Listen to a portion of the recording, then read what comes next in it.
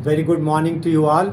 आज हम लोग बात करने वाले हैं गर्मियों के इस सीज़न में मिलने वाले इस बड़े ही खूबसूरत फ्रूट के बारे में। जी हाँ, ये जामुन कहलाता है।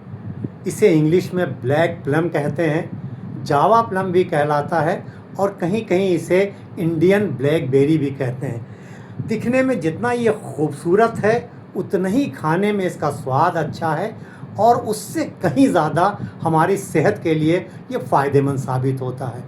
तो आज के इस वीडियो में हम लोग साइंटिफिकली जामुन के फ़ायदों को समझने की कोशिश करेंगे। ये भी जानेंगे कि एक दिन में हमें कितना जामुन खाना चाहिए, कौन सा वक्त इसके खाने के लिए बेहतर है। तो आइए फ़ौरन वीडियो शुरू करते हैं। देखिए, ये जामुन का जड़ा बड़ा खूबसूरत कलर है जिसे हम जामुनी कलर भी कहते हैं, या ये पर्पल कलर डार्क कलर जो है ये इसमें मौजूद एक ख़ास तरह के एंटीऑक्सीडेंट्स की वजह से होता है जिसे हम एंथोसियानिन कहते हैं। इसके अलावा इसमें और बहुत सारे एंटीऑक्सीडेंट पाए जाते हैं। इलेजिक एसिड है, कैम्फेरॉल है, माइसिटीन है और इसके अलावा क्विरसिटीन है और ग्लूकोसाइड्स हैं। कई तरह के एंटीऑक्सीडेंट्स हैं।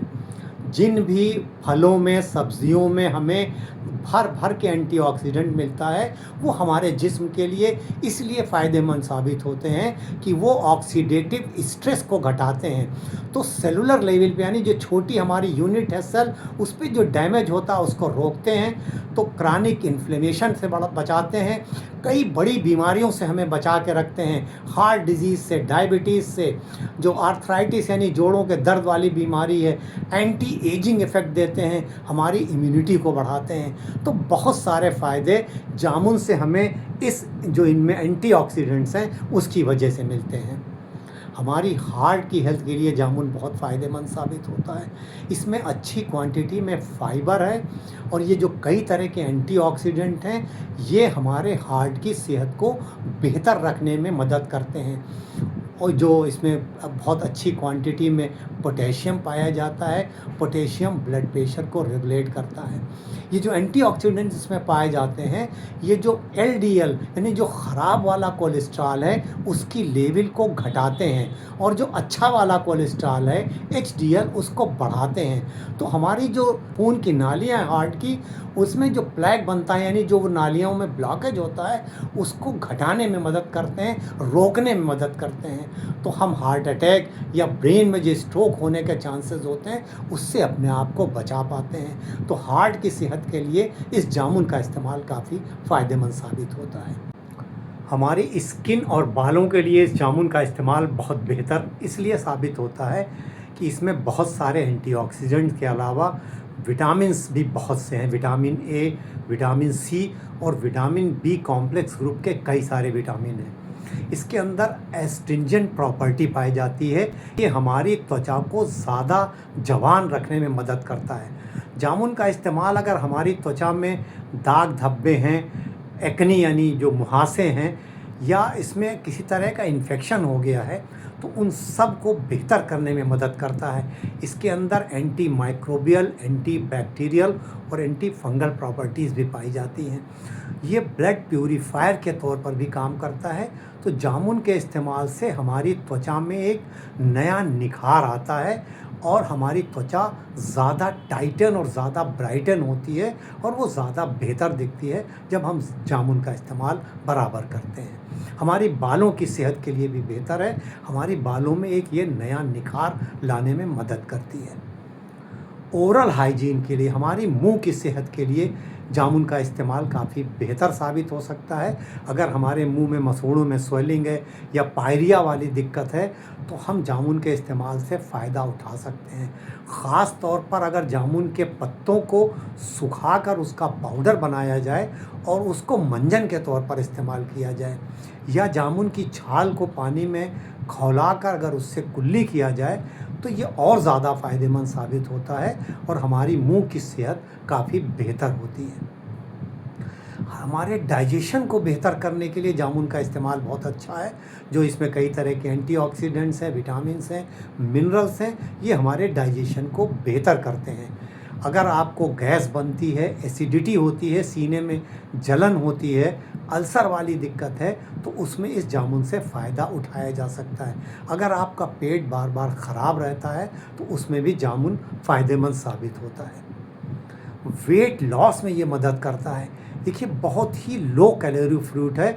अगर हम ये 100 ग्राम जामुन खाते हैं तो हमें इससे सिर्फ 60 कैलोरी मिलती है, और इसमें जो विटामिन्स हैं, जो मिनरल्स हैं और जो एंटीऑक्सीडेंट्स हैं, तमाम तो ये एंटीऑक्सीडेंट जो हैं वो हमारी मेटाबॉलिज्म को बढ़ाते हैं, तो वज़न तेज़ी से घटाने में जामुन मदद कर सकता है। ये हमें एक सेटाइटी की फीलिंग भी देता है जब हम जामुन खाते हैं, यानी ये हमारे पेट को देर तक भरा रखता है, तो हम बार बार कुछ खाने से बचते हैं। तो वेट लॉस के लिए भी इसका इस्तेमाल काफ़ी अच्छा है और काफ़ी बेहतर है। इस छोटे से जामुन का इस्तेमाल हमें खून की कमी या एनीमिया से बचाने में भी मदद कर सकता है। इसके अंदर बहुत अच्छी क्वांटिटी में आयरन है और विटामिन सी है। इसके अलावा फोलिक एसिड है।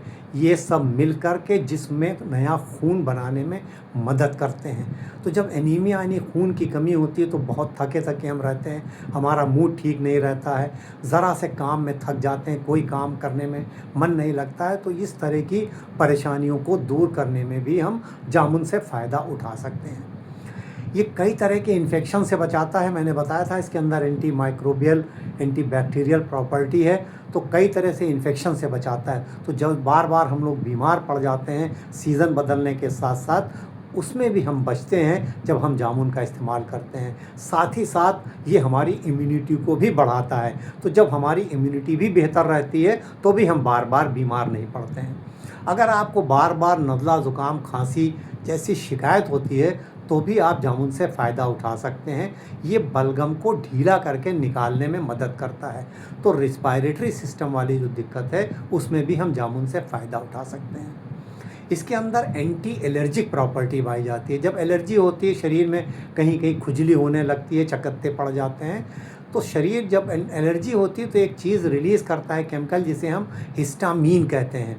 तो जामुन के अंदर एंटी हिस्टामिनिक प्रॉपर्टी है, उस हिस्टामीन को कम करने में, रोकने में ये मदद करती है। तो हमें एलर्जी से बचाने में भी जामुन मदद करता है। ये हमें जोड़ों के दर्द में भी फ़ायदा करता है। लीवर की हेल्थ के लिए और किडनी की हेल्थ के लिए भी जामुन काफ़ी बेहतर है।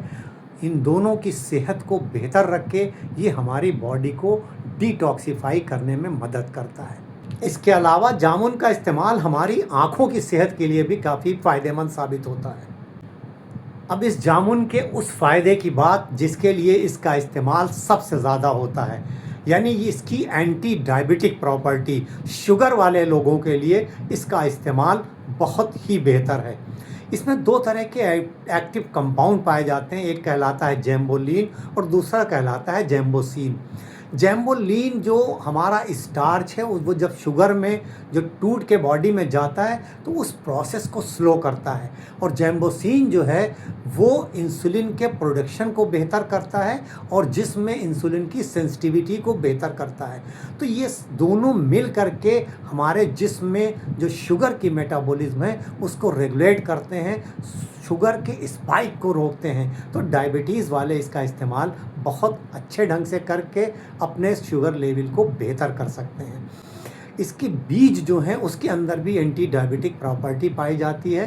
तो जब भी आप जामुन खाइए इसके बीज को फेंकिए मत, उसे धो करके सुखा लीजिए। जब ये ठीक से सूख जाएं तो इसको घर में पीस के पाउडर बना लीजिए, और 1 टीस्पून पाउडर आप सुबह नाश्ते से पहले इसका इस्तेमाल कर सकते हैं।